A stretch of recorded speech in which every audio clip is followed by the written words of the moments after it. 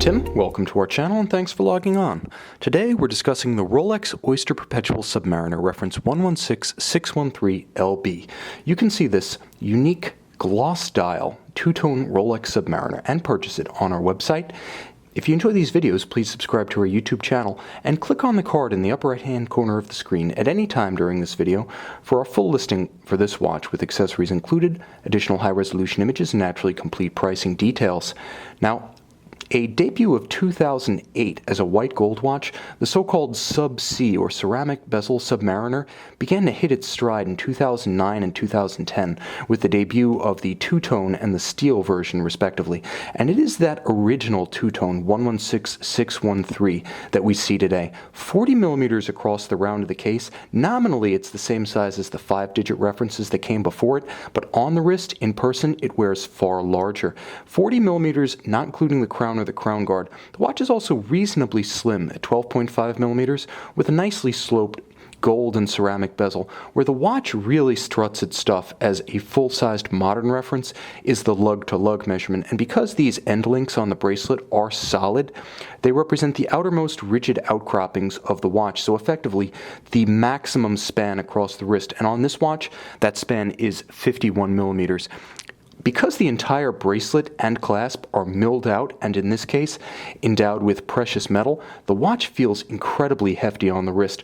Although two-tone stainless steel and yellow gold, it has the heft of a full gold watch, and quite honestly, there are competing manufacturers that build full gold watches that fall short of the weight of this impressive Submariner. Now, it's important to note that the bracelet is a superb piece. The 3-link Oyster design, it features both contrasting metals and contrasting metal finishes. Now, you can see that the yellow links down the center feature high polish. I'm actually going to come to the rescue of them with a little bit of a polishing cloth.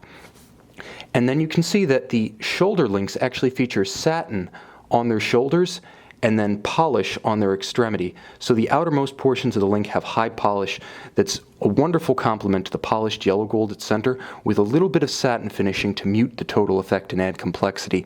Now the clasp, as with all contemporary Submariners, is fully milled. It's incredibly solid, beautifully finished inside and out, and it features Rolex's glide lock. So you have effectively 20 millimeters in incremental 2 millimeter adjustments.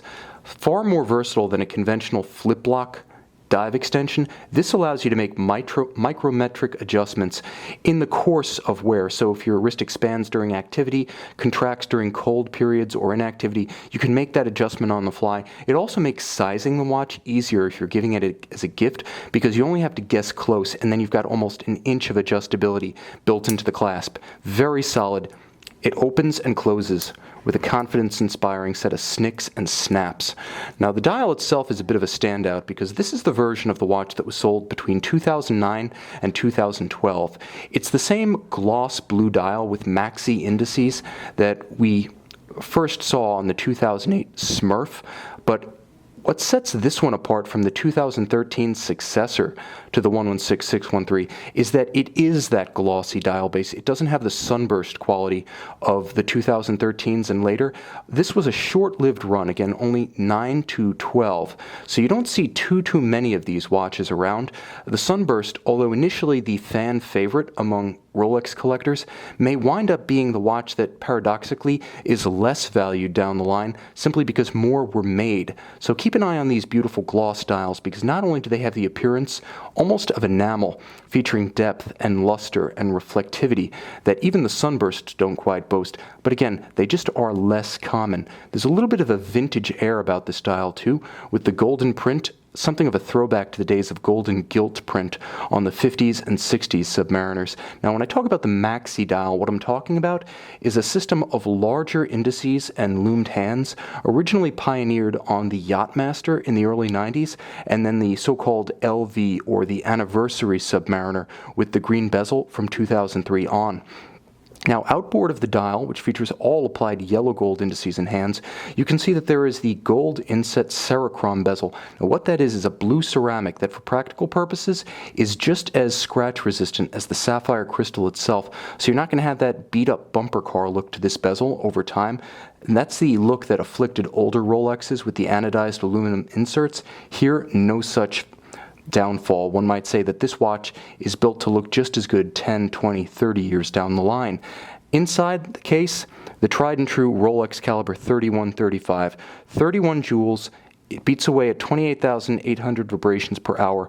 By means of a screw-down crown, the watch attains 300-meter water resistance, and that movement features both hacking seconds. When you pull the crown, you stop the balance, allowing precise synchronization, and a quick set function for the date. It also features a handmade Breguet overcoil hairspring. It features a full balance bridge for stability and resistance to shock-induced timing variation, and to that same end, the watch features a free-sprung balance. 31 jewels with a 45 to 48 hour power reserve. This is a tank-tough movement, the latest in a succession of Rolex tractor automatics in the Submariner dating back to the 50s. It's as tough on the inside as the watch is on the outside. You can see this Rolex 116613LB with the unique blue gloss dial on our website and purchase it there.